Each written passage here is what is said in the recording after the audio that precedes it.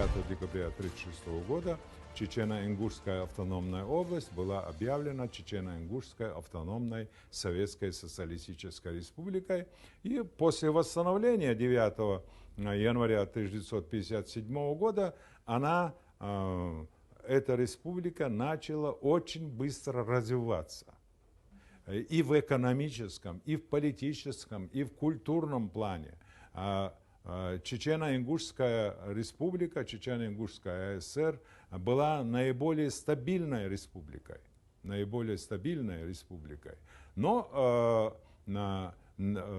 зная болевые точки нашего народа, этими болевыми точками воспользовались, и в 1990 и 1991 году произошел государственный переворот, и к власти пришли сепаратисты, которые не думали о своем народе, которые не желали слышать свой народ. И они своей безрассудной политикой привели чеченский народ на грань катастрофы, на край пропасти и ввергли в пучину войны в 1994-96 и в 1999-2002 годах. Опять это трагедия для чеченского народа. Но, понимаете, вот в этот период все-таки в центре, в федеральном центре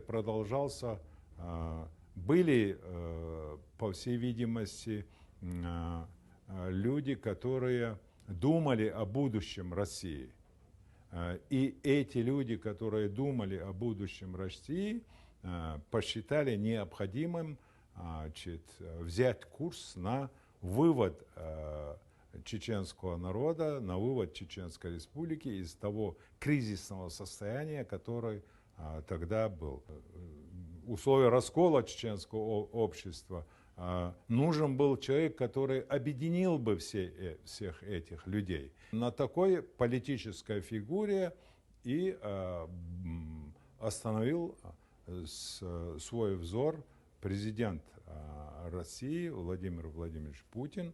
И таким человеком действительно в условиях войны, в условиях усталости, в условиях развала, в условиях экономического, политического кризиса республику пришлось возглавить Ахмату Хаджи Кадырову. Действительно, он сумел сплотить наш народ, он сумел найти общий язык с противниками войны, он сумел найти общий язык с расколотым обществом, чеченским обществом. Особенно он был расколот по вирдам и так далее, и так далее. Он все-таки сумел. И вот 12 июня 2000 года это один из поворотных пунктов истории чеченской государственности, когда во главе республики был поставлен Ахмат Хаджи Кадыров. И одним из таких поворотных пунктов, конечно, является 2003 год, 23 марта 2003 года, когда прошел референдум. Вы понимаете, дело в том, что у чеченского народа в тысячелетней истории чеченского народа никогда никто у чеченского народа ни о чем не спрашивали. Что он хочет? Как он хочет развиваться? Как он хочет идти? С кем он хочет быть? Не было никогда плебисцита, не было референдума. В конце концов, у народа нужно спрашивать, что он хочет, что он желает. И вот такой вот референдум, вот такой плебисцит, все-таки настоял на том, чтобы его провели Ахмат Хаджи Кадыров. И такой референдум состоялся, и чеченский народ высказал свою точку зрения. Высказал за вхождение, за развитие в составе Российской Федерации. Вот прошло уже 19 лет, да, с момента значит, проведения этого референдума, за 19 лет чеченцы, Чеченская республика, они восстали из пепла. Вы, наверное, не помните город Грозный 2000-2005 года. Я его прекрасно помню. Мы между собой всегда говорили, увидим ли мы восстановленный город Грозный. Город Грозный восстановили буквально на глазах. Ежедневно он...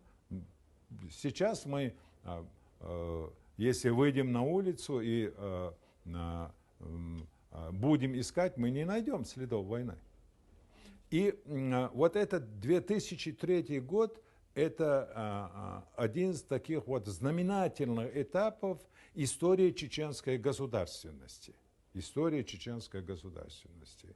Для чеченского народа это одно из таких важнейших событий. Это референдум 23 марта 2003 года. И завершая, вот столетняя история, значит, Чеченской автономной области, чеченской государственности показывает, как нужно идти, какие нужно выбирать пути, как подготовить свой народ к тому политическому развитию общества, по которому мы сегодня развиваемся. Это многое зависит от руководства республики. Это делает наше руководство республики во главе с героем России, главой Чеченской республики Рамзаном Ахматовичем Кадыровым. Мое пожелание – беречь нашу республику. Беречь республику, знать историю своего народа, не слушать фейковые вещи, а внимательно сидеть, изучать историю своего народа.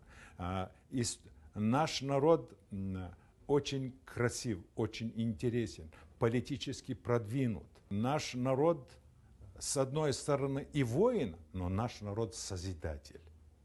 Наш народ созидатель.